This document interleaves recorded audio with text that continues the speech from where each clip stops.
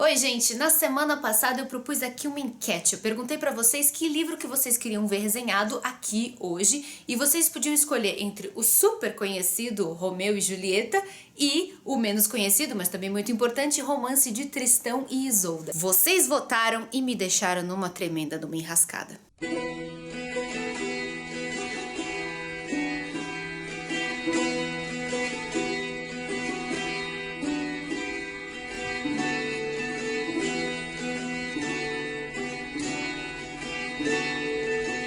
Que responsabilidade que é falar de Tristão e Isolda, sério. É uma das histórias mais influentes da literatura ocidental e mesmo que você nunca tenha ouvido falar, talvez você nunca tenha ouvido falar, tenho certeza que te influenciou também de alguma forma. Eu, por exemplo, quando era pequena, um dos meus desenhos favoritos, eu adorava, era A Bela Adormecida. Eu assisti aquela fita, eu acho que umas 258 mil vezes. E eu adorava a parte que eles ficavam dançando na floresta, depois a parte do dragão, que o príncipe derrotava o dragão. Dragão esse que mais tarde foi me reaparecer aqui em outro livro que me marcou a vida, que foi Harry Potter. Na verdade, na série inteira aparecem vários dragões.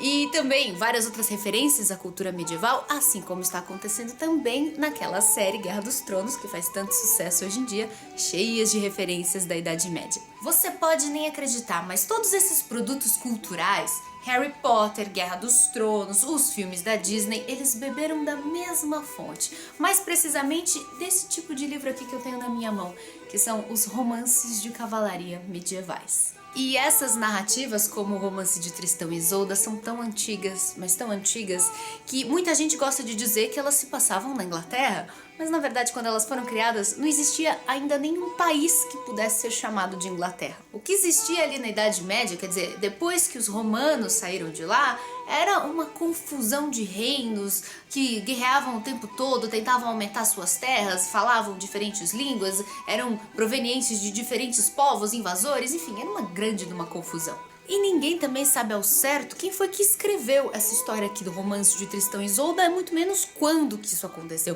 O mais provável é que a história tenha surgido a partir de várias narrativas da tradição oral dos celtas, que eram o povo que vivia ali na região, e essas histórias tenham evoluído até chegar no que a gente conhece hoje como Romance de Tristão e Isolda. Os registros por escrito que a gente tem da história, os primeiros registros, são mais ou menos do século XII, mas a gente sabe que a história é muito mais antiga do que isso. Embora, se para pra pensar, século XII é o ano 1100 mais ou menos. Nessa época a história já era muito conhecida nas cortes europeias. Quem escreveu esses dois manuscritos foram dois poetas franceses, dois trovadores. Eles escreveram versões da história que já tinham muita influência, já do catolicismo, porque as cortes europeias eram católicas. Então a história já tinha misturado a cultura dos celtas com a cultura dos cristãos. Então essa é um pouco a característica da Idade Média. E como vocês podem imaginar, não é muito fácil para nós hoje em dia entender um texto que foi escrito 100 anos atrás, já é difícil, imagina 1000 anos atrás, como o caso de Tristão e Isolda.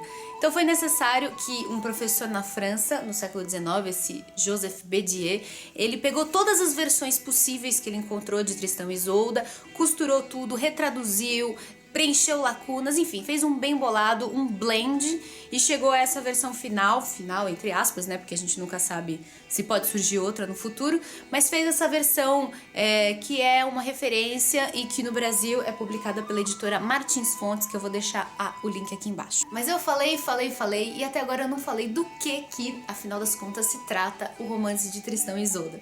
A primeira coisa que a gente tem que entender é que romance aqui no caso, nesse título, não tem necessariamente a ver com uma história de amor. É que a palavra romance na Idade Média, ela tinha um outro significado, ela servia para designar todos os livros que contavam histórias de cavalaria. Por exemplo, esse outro que eu tenho aqui na minha mão, que é o Romance de Amadis de Gaula, que faz parte da mesma coleção do Tristão e Isolda, que é uma das histórias de cavalaria mais conhecidas, mais famosas. Talvez você nunca tenha ouvido falar, mas saiba que era muito, muito famosa nas cortes europeias. Isso é importante também da gente dizer, que essas histórias de cavalaria, elas eram feitas para entreter a corte, os nobres. Então os protagonistas sempre vão ser reis, rainhas, príncipes, princesas, cavaleiros. Nunca vai ser um camponês, uma pessoa do povo, uma pessoa normal. Quase sempre vão ser pessoas que pertencem à nobreza. E esses personagens, eles não eram contados como eles deviam ser na realidade, mas de uma maneira idealizada, sempre muito excepcionais, muito belos, muito corajosos, infalíveis, amados pelo povo. As mulheres, as princesas, eram sempre as mais belas criaturas que já pisaram na terra. Então, era uma característica dos romances da época. Muitas vezes eles tinham poderes até meio sobrenaturais, é quase como se eles fossem semideuses. Ou você vai dizer que você não se lembra da lenda do rei Arthur, que ele era o único que conseguia tirar da pedra a espada Excalibur, e isso mostrava que ele tinha quase uma espécie de poder sobrenatural, ele era divinamente escolhido para se tornar o rei. E além desses poderes, também havia outros elementos que claramente não pertenciam à cultura cristã, mas à cultura e à mitologia dos povos que existiam ali. É uma espécie de mistura. Então você tinha dragões, você tinha criaturas mágicas, gigantes, magos, bruxas que preparavam elixires, que preparavam poções mágicas. Tanto que no caso de Tristão e Isolda, quase toda a história gira em torno de uma poção mágica. É o seguinte, o Tristão é claro um cavaleiro e ele é sobrinho do rei da Cornualha. Sim, Cornualha, eu sempre dou risada quando eu penso nesse nome, mas enfim, era o nome do lugar. E o rei deu pra ele uma missão, ele tinha que ir até a Irlanda para conquistar a princesa Isolda, que era a princesa lá da Irlanda, que era a mais bela de todas as mulheres. E para conquistar a princesa Isolda, você já sabe, né? Ele tinha que derrotar um dragão e tudo mais, várias aventuras. Só que a ideia não é que ele conquistasse a princesa Isolda para se casar com ela, mas que ele trouxesse a Isolda para Cornualha para se casar com o tio dele, o rei. Só que durante a viagem da Irlanda de volta para Cornualha, eles no barco eles se apaixonam perdidamente. Mas para ter certeza que eles não fizeram isso por maldade, não fizeram por malícia, porque eles eram pessoas más nem nada, que foi um acaso do destino. Quando eles estavam no barco, os dois tomaram, sem saber, uma poção mágica que fizeram com que os dois se apaixonassem. Essa poção tinha sido preparada pela mãe da Isolda para que ela tomasse depois do casamento dela com o rei. A ideia é que ela se apaixonasse pelo rei, ficasse feliz e tal com o homem que ela ia casar, mas sem querer os dois tomaram e se apaixonaram. Essa é uma estratégia da história para que a gente tenha em mente o tempo todo que os dois são inocentes, eles não têm culpa de terem se apaixonado. A ideia não é contar uma história de adultério, contar uma história de amor, de um amor legítimo e de um amor puro, inocente, que não quer fazer mal para os outros. Só que, mesmo sem querer, ao se apaixonarem, eles vão causar muitas tragédias. Em primeiro lugar, porque a Isolda estava destinada para o rei. E ela se apaixona por Tristão, e não é uma paixão platônica, não. Eles chegam a transar no navio, enfim, eles viram amantes, mesmo depois do casamento, eles continuam se encontrando.